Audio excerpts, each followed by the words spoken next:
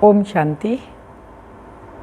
23/4/2022 के साकार अनमोल मधुर महावाक्य हैं, जिनमें बाबा ने कहा आपको एक आदत डालनी है। वैसे भी मनुष्य में ऐसी पुरानी आदतें हैं जो मिटानी मुश्किल होती हैं। योग के द्वारा ही वो पुरानी आदतें मिटती हैं। तो पुरानी आदतें मिटाने के लिए बाबा ने कहा यही आदत डालो, देही अभिमानी बनने की, बाबा को याद करने की।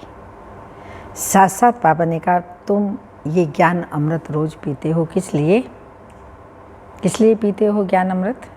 अमर बनने के। ज्ञान अमृत पीते हैं अगर दूसरी ओर जा कर के गंद खाते हैं तो बाबा ने कहा ये बहुत बड़ी डिससर्विस करते हैं। तीसरा बाबा ने कहा शुद्ध भोजन खाना है, पवित्र भोजन खाना है। चौथा बाबा ने कहा स्मृति रहे क़यामत का समय है, अब वापस घर जाना है। तो सुनते हैं मधुर महावाक्य। मीठे बच्चे, बाप को याद करने की आदत डालो तो देही अभिमानी बन जाएंगे। देही अभिमानी बनकर बाबा को याद करो या बाप को याद करने की आदत डालो, देही अभिमानी बन जाएंगे। क्या है? दोनों ओतप्रोत है।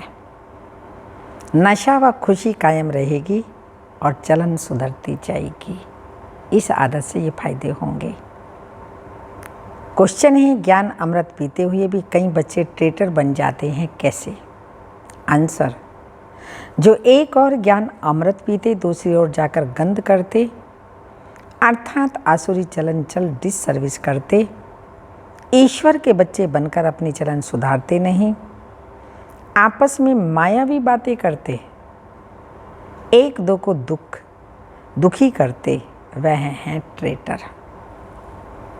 बाबा कहते बच्चे तुम यहाँ आए हो असुर से देवता बनने, तो देवता बनने की बातें करनी चाहिए। असुर बनने की बातें क्यों करनी चाहिए? निंदा स्तुति चुगली आदि ये करेंगे तो असुर कहलाएंगे। तो सदा एक दो में ज्ञान की चर्चा करो, दैवी गुण धारण करो, अंदर जो भी अवगुण है उन्हें निकाल दो और बुद्धि को साफ स्वच्छ बनाओ।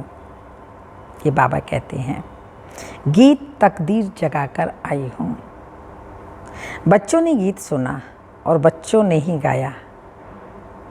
कोई भी स्कूल में जब जाते हैं तो तकदीर बुद्धि में रहती है कि यह इम्तिहान पास करूँगा। बुद्धि में तकदीर की ऑब्जेक्ट रहती है। अब तुम बच्चे जानते हो हम अपनी तकदीर में नई दुनिया को धारण कर बैठे हैं। नई दुनिया को रचने वाले परम पिता परमात्मा से हम वर्षा लेने की तकदीर लेने आए हैं। कौन सा वर्षा? मनुष्य से देवता व नर से नारायण बनने का वर्षा। इस रावण के भ्रष्टाचारी राज्य से ले जाते हैं। यह है रावण का भ्रष्टाचारी राज्य। भ्रष्टाचारी विकार से पैदा होते और विकारी को भ्रष्टाचारी कहा जाता है। भगवानु वच्य काम महाशत्रु है। तुमको इन पर जीत पानी है, तब ही श्रेष्ठाचारी बनेंगे। भारत ही श्रेष्ठाचारी बनेगा। मूत पलिते को ही भ्रष्टाचारी कहा जाता है। सतयुग में भ्रष्टाचारी होते ही नहीं, क्योंकि वहाँ माया का राज्य ही नहीं। इस समय है ही रावण राज्य। सब में 5 विकार हैं। सतयुग में भी अगर रावण राज्य होता तो वहाँ भी रावण को जलाते। वहाँ ये बातें होती ही नहीं। वहाँ है श्रेष्ठाचारी। भ्रष्टाचारी दुनिया में कोई ऊंच पोजीशन पर हैं तो सब उनको मानते हैं। जैसे सन्यासी बहुत अच्छी पोजीशन पर हैं तो सब उनको मानते हैं, क्योंकि वो पवित्र रहते हैं। तब ही सब मनुष्य उनको अच्छा समझते हैं। गवर्नमेंट भी अपने से अच्छा समझती है। उन्हों को अपना राजगुरु भी बनाती है। सतयुग में तो कोई गुरु का नाम होता ही नहीं। गुरु अर्थात सद्गति करने वाले।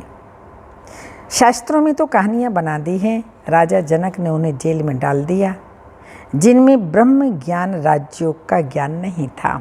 ऐसी कुछ कहानी बनाई है। जब उन्हें राजयोग का ज्ञान मिला तब सेकंड में जीवन मुक्ति को पाया। भ्रष्टाचारी का यह सिर्फ अर्थ नहीं है रिश्वत आदि खाते हैं, नहीं। बाप कहते हैं जो भी मनुष्य मात्र है सब भ्रष्टाचारी हैं, क्योंकि सब शरीर विकार से पैदा होते हैं। तुम्हारा शरीर भी विकार से पैदा हुआ है, परंतु अभी तुम अपने को आत्मा समझ बाप के बने हो। देहे अभिमान छोड़ दिया है, इसलिए तुम परम पिता परमात्मा की मुखवंशावली हो, ईश्वरीय संतान हो। परम पिता परमात्मा ने आकर तुम आत्माओं को अपना बनाया है। ये बहुत गुह्य बातें हैं। हम आत्मा परम पिता परमात्मा की वंशावली बने हैं। आत्मा कहती है बाबा, सतयुग में आत्मा कोई परमात्मा को बाबा नहीं कहेगी, वहाँ तो जीव आत्मा को बाबा कहेंगे। तुम जीव आत्मा हो। अब बाबा ने कहा है अपने को आत्मनिश्चय कर परमात्मा को याद करो। सबसे उत्तम जन्म ब्राह्मणों का है। आत्मा कहती है हम आपके बच्चे हैं, गर्भ से थोड़ी निकले हैं, बाबा को पहचान कर उनके बने हैं। शिव बाबा हम आपके ही हैं और आपकी ही मत पर चलेंगे। कितनी सूक्ष्म बातें हैं। बाबा ने कहा है जब बाबा के पास जाते हुए निश्चय करो कि हम शिव बाबा के सामने बैठे हैं। आत्मा भी निराकार और शिव बाबा भी निराकार है। शिव बाबा की याद से ही विकर्म विनाश होते हैं। याद नहीं किया, बाबा की गोद में गए, बाबा को याद नहीं किया तो भ्रष्टाचारी बने। कितनी कड़ी बातें हैं। परंतु बहुत बच्चों को ये भूल जाता है कि मैं आत्मा परम पिता परमात्मा की गोद में बैठी हूँ। भूलने के कारण वो नशा और खुशी नहीं रहती है। बाबा को याद करने की आदत पड़ जावे तो देही अभिमानी बन जाएं। विलायत में बहुत बच्चियां हैं, सन्मुख नहीं हैं, परंतु बाबा को याद करती हैं। बाबा को बहुत प्यार से याद करना है। कैसे याद करना है बाबा को? जैसी सजनी साजन को कितना प्यार से याद करती है। चिट्ठी नहीं आती तो सजनी बहुत हैरान हो जाती है। तुम सजनियों को तो धक्का खा खा करके साजन मिला है, तो याद अच्छी रहनी चाहिए ना, चलन भी बड़ी अच्छी चाहिए। आसुरी चलन वालों का गला घोट जाता है, बाबा चलन से ही समझ जाते हैं। ये याद नहीं करते इसलिए धारणा नहीं होती। सर्विस नहीं कर सकते तो पद भी नहीं पा सकते। तो पहले पहले क्या करना है? पहले पहले तो बाप का बनना है। बीके बनना पड़े। बीके को जरूर शिव बाबा ही याद रहेगा, क्योंकि दादे से वर्षा लेना है। याद में रहना बड़ी मेहनत है। ऐसे कोई मत समझे भोग लगता है, हम वो खाते हैं तो बुद्धि योग बाबा से लग जाएगा। नहीं, ये तो शुद्ध भोजन है। परंतु वो मेहनत ना करे तो कुछ भी नहीं हुआ। श्रेष्ठाचारी याद से ही बनेंगे। पवित्रता है फर्स्ट। आत्मा को शुद्ध बनाने के लिए योग का बल चाहिए। खाली योग लगाना नहीं, योग का बल चाहिए। पानी में स्नान आदि करने से तो पावन नहीं बन सकते, क्योंकि पतित आत्मा बन पड़ती है।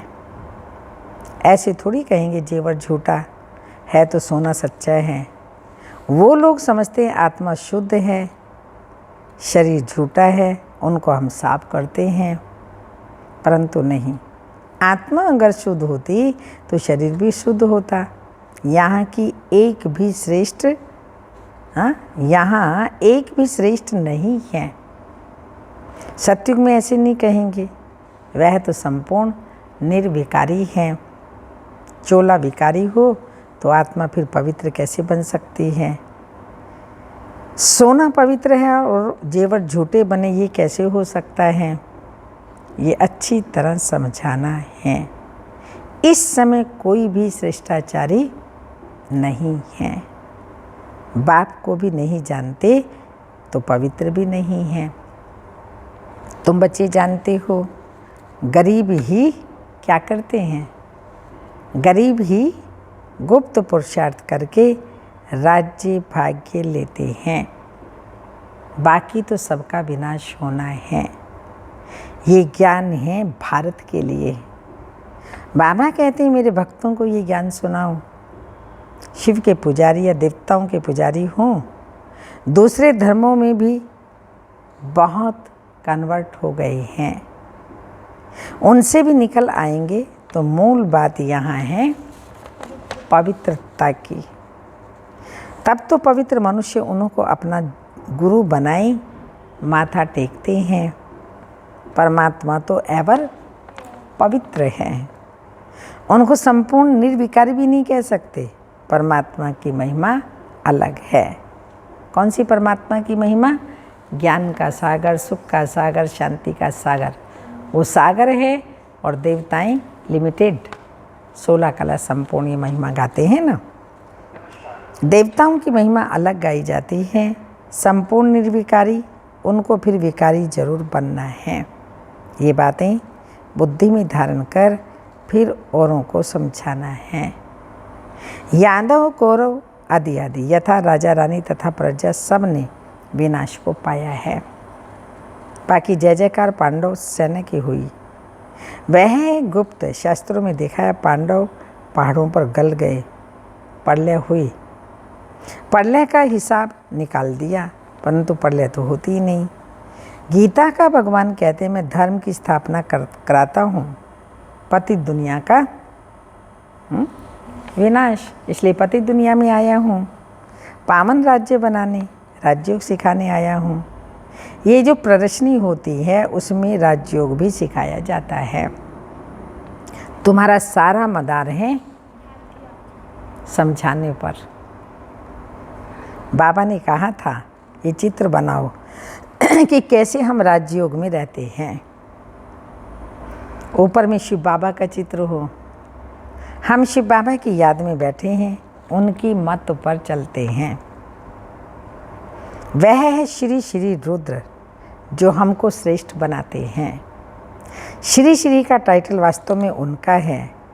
ये भारत क्यों इतना गिरा? 2 बातें हैं। क्यों भारत इतना गिरा?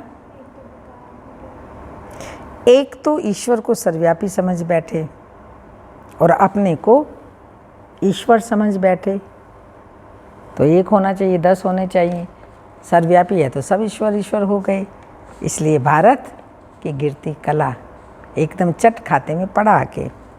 तुम जानते हो सतगुरु तो एक ही बाप हैं, उनकी ये जन्मभूमि है। सच्ची सच्ची सत्यनारायण की कथा बाप ही आकर सुनाई, बेड़ा पार करते हैं। बाप कहते हैं पतित पावन तो तुम मुझे ही कहते हो ना, मुझे ही सबको वापस ले जाना है। यह है सबका क़यामत का समय, जबकि हिसाब किताब चुकतो कर हम वापस जाते हैं। सब कहते हैं नव भारत नई दिल्ली हो। अब नव भारत तो स्वर्ग ही था, अब तो नरक है ना। भ्रष्टाचारी बनते जाते हैं, ये समझने और समझाने की बातें हैं। आत्मा और परमात्मा का रूप तो कोई आत्मा और परमात्मा का रूप भी कोई नहीं जानते हैं। भल कहते हैं हम आत्मा परमात्मा की संतान हैं, परंतु नॉलेज चाहिए ना। बाप में नॉलेज है, आत्मा में नॉलेज कहाँ? हम आत्मा पुनर्जन्म कितने लेती हैं, कहाँ रहती हैं, फिर कैसे आई, क्यों दुखी बनती हैं, आदि आदि कुछ भी समझ नहीं है। तुम बच्चे जानते हो बाबा हम आत्माओं को पवित्र बनाने आए हैं, तो वह दैवी गुण भी चाहिए। मैं देवता बन रहा हूँ तो मेरे में कोई भी अवगुण नहीं होना चाहिए, नहीं तो अगर कोई भी अवगुण रह गया तो 100 गुना दंड खाना पड़ेगा। पवित्रता की प्रतिज्ञा करके फिर कोई बुरा कर्तव्य करते हैं तो 100% अपवित्र बन पड़ते हैं। सर्विस के बदले और ही डिसर्विस करते हैं, फिर कोई बुरा कर्तव्य करते हैं तो 100% अपवित्र बन पड़ते हैं। इसलिए डिसर्विस करते हैं, पद भी भ्रष्ट हो जाता है। हमेशा आपस में एक दो को ज्ञान की चर्चा ही चलानी चाहिए। हम बाबा के पास आए हैं कांटे से फूल बनने के लिए, अथवा मनुष्य से देवता बनने, बाप से स्वर्ग का वर्षा लेने। यही बात एक दो को सुनानी चाहिए। आत्मा परमात्मा का रूप भी कोई जानते ही नहीं। भल कहते हैं आत्मा परमात्मा की संतान है, परंतु नॉलेज चाहिए और नॉलेज के साथ साथ धारणा भी चाहिए। जो मायावी बातें करते हैं, किसी को दुखी करते हैं, उसको ट्रेटर कहा जाता है। यह दिखाया है ना कि असुरों को ज्ञान अमृत पिलाया, फिर वह बाहर जाकर गंध करते थे। ऐसे भी बहुत हैं जो ज्ञान अमृत भी पीते रहते हैं और डिससर्विस भी करते रहते हैं। वास्तव में तुम सब हो, तुम सब कौन हो? कल बाबा ने कहा था ब्रह्मा कुमार कुमारियाँ, अदर कुमार भी ब्रह्मा कुमार कुमारी हैं। तुम हो सब कन्याएं। अरे अदर कुमारी की तो मंदिर, अदर कुमारी का भी तो मंदिर बना हुआ है ना, माउंट में बना हुआ है। दिलवाड़ा तो तुम्हारा एक्यूरेट यादगार है। तुम्हारे में भी किसी की बुद्धि में मुश्किल बैठता है। बुद्धि बड़ी है, बुद्धि बड़ी साफ चाहिए। तुम अभी ईश्वरीय परिवार के हो, ख्याल करना चाहिए। हमारी चलन कितनी अच्छी चाहिए।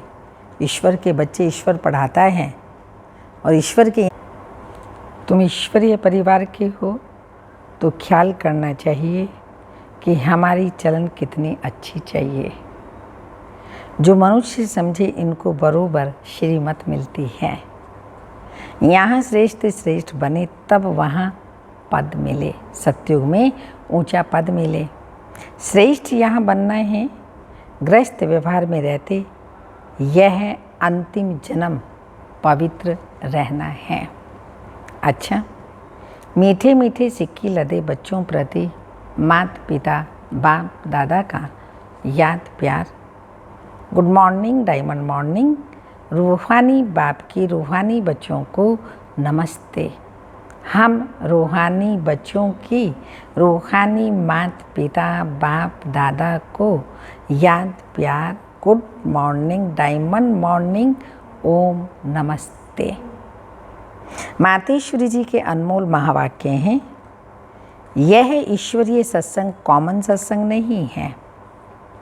अपना यह जो ईश्वरीय सत्संग है कॉमन सत्संग नहीं, यह है ईश्वरीय स्कूल कॉलेज, जिस कॉलेज में अपने को रेगुलर स्टडी करनी है।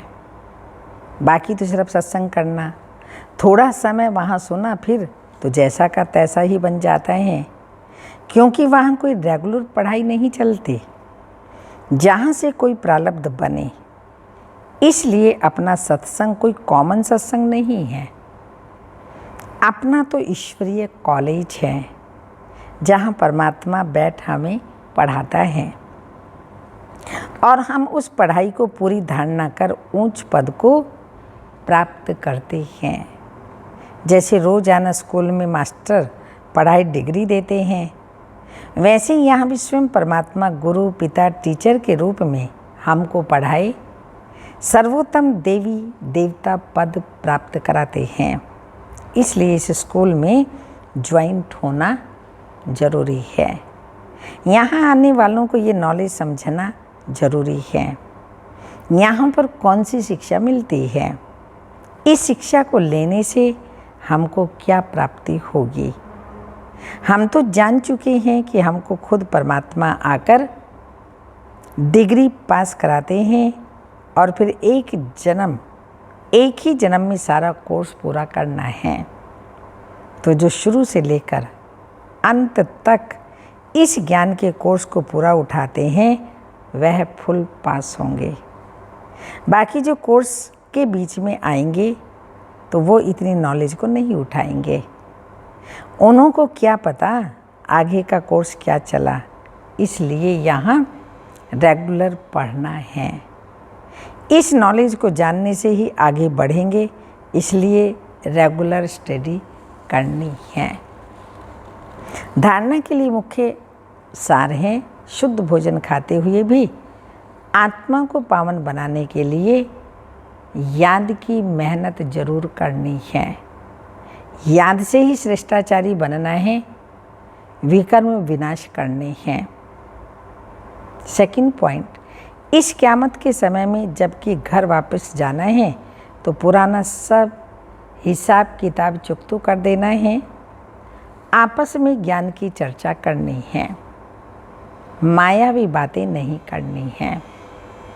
वरदान, प्योरिटी की रॉयल्टी द्वारा ब्राह्मण जीवन की विशेषता को प्रत्यक्ष करने वाले संपूर्ण पवित्र भाव।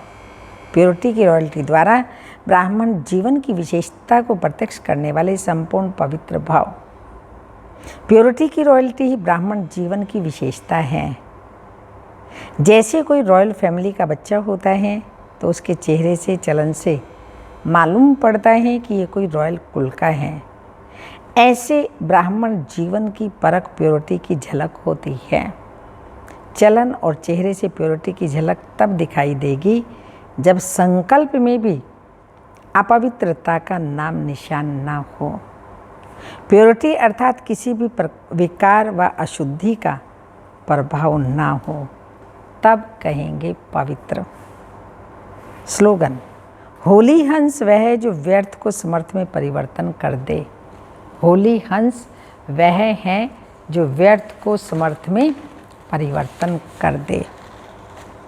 अमृत वेले की पॉइंट है, बाबा से सर्व संबंधों का अनुभव करो। भोले भंडारी बाबा, बाबा भोला वाला है ना। अमृत वेले बाप दादा विशेष बच्चों के प्रति दाता के स्वरूप और मिलन मनाने के लिए सर्व संबंधों के स्नेही संपन्न स्वरूप, सर्व खजानों से झोली भरने वाले भोले भंडारी के रूप में होते हैं। उस समय जो भी करना चाहो, बाप को मनाना चाहो, रिझाना चाहो, संबंध निभाना चाहो, सहज विधि से अनुभव चाहो, सर्व विधियाँ और सिद्धियाँ सहज प्राप्त कर सकते हो।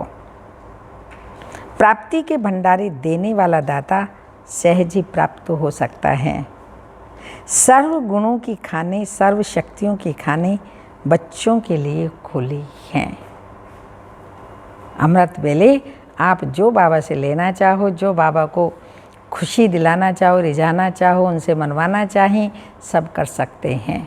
ये आपके ऊपर डिपेंड करता है। आपको बाबा सब कुछ देने वाला है। ओम शांति।